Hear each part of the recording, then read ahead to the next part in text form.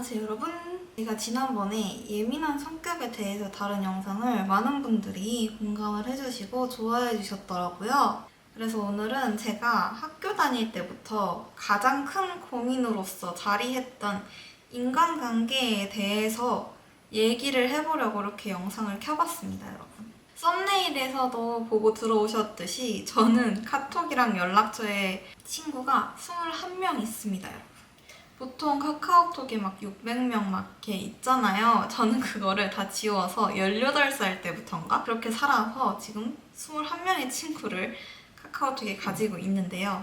공황장애가 신체화 증상으로 와가지고 휠체어를 타고 다닌 적이 있었어요. 근데 이렇게 공황이 올 때만 이제 컨디션이 많이 안 좋다 보니까 그럴 때 휠체어를 타고 어떤 날에는 공황 안 온 날에는 막 걸어서 등교하기도 했어가지고 약간 친하지 않은 분들이 봤을 때는 이상하게 보였을 거예요. 하루는 휠체어 타고 하루는 막 뛰어다니고 이러니까. 그래서 가끔씩 이제 뭐 관심 받고 싶어서 저렇게 하고 다닌다, 관심 받고 싶어서 휠체어 탄다, 약간 이런 식으로 오해들을 막 받기도 했는데 악착같이 그냥 그만두고 싶지 않은 마음에 학교를 다녔었습니다. 근데 그렇게 학교를 다니고 있는데 어느 날 진짜 갑자기 휴학이 너무 하고 싶은 거예요. 그래서 고등학교 2학년 1학기 때 제가 휴학을 했거든요. 1년 조금 넘게 학교를 다니다가 쉰 건데 이제 그것도 좀 많이 빠졌었어요. 그러다 보니까 친구들이랑 되게 애매하게 친해진 상태에서 학교를 안 나가게 된 거죠. 게다가 제가 다녔 학교가 특목고였거든요.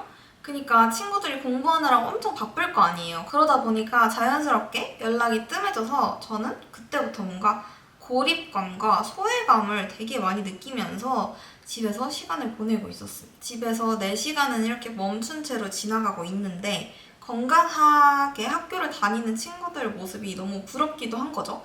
그래서 그들의 소식이 보이지 않았으면 좋겠는 마음과 내가 학교를 다니지 않지만 그럼에도 나를 찾아줬으면 좋겠는데 그렇지 않은 친구들을 약간의 서운함이 섞여서 이렇게 어린 마음이 이러한 방향으로 발현된 것 같아요. 조금 유치했던 거죠, 화내는 방법이. 근데 그런 과정 속에서 저도 모르게 그 소속감이랑 사람들과 깊은 관계를 가지는 거에 대한 갈망이 굉장히 깊어지고 있었던 것 같아요. 게다가 저는 대학도 안 갔기 때문에 인간관계가 넓어질 수가 없는 상황이 인생을 살고 있었거든요. 저도 되게 의도치 않게 18살 때 그 휴학을 했을 때부터 어쩔 수 없이 시작되고 그게 근데 저한테 맞는 것 같아서 그 인간관계를 계속 유지를 하고 있었던 건데 저도 처음에는 의도치 않게 그 좁아지는 관계가 너무너무 불안하고 무서웠어요.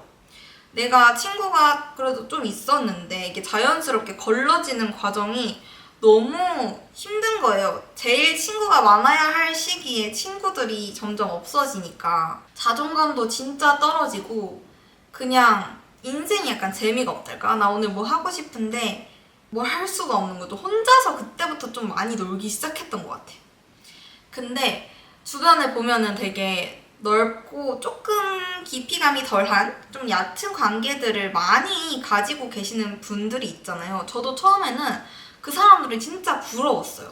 아, 나 이렇게 좁고 깊은 관계만 가지고 싶어 하는 게 내가 살짝 이상한 건가? 카톡에 21명 있는 내 인생이 망한 건가? 이상한 건가? 약간 이런 식으로 생각도 들었는데 솔직히 요즘에 막 그런 말도 있잖아요. 내가 어떤 사람인지 알고 싶으면 제일 최근에 만난 사람 3명을 생각해봐라. 혹은 가장 많이 만난, 요 근래 가장 많이 만난 사람을 떠올려봐라 했을 때 내 인생을 내가 어떻게 살고 있는지 알 수 있다고 하잖아요. 그러면 난 친구가 조금밖에 없는데 그 친구들은, 나와 결이 맞는 친구들은 되게 건강한 삶을 살고 진취적인 삶을 살고 있는 친구들이 많단 말이죠. 그러면은 얼마나 좋습니까? 내 인생이 얼마나 내가 잘 산 거예요. 그리고 좀 나아가서 요즘엔 쉬는 날에 아무나 만나고 싶지 않잖아요. 내 황금 같은 쉬는 시간인데 이 쉬는 시간에 내가 만나고 싶은 사람을 선택을 해서 그 사람이랑 나의 소울메이트 같이 이렇게 마음이 편안한 친구들을 만나서 그 시간을 해피해피하게 보내고 싶지. 그러다 보니까 이 좁고 깊은 관계에 뭔가 더 빠져들게 된달까? 약간 이런 식으로 좋게 생각을 하다 보면은 그거에 대해서 되게 위축되지 않아도 되는 것 같은 거죠.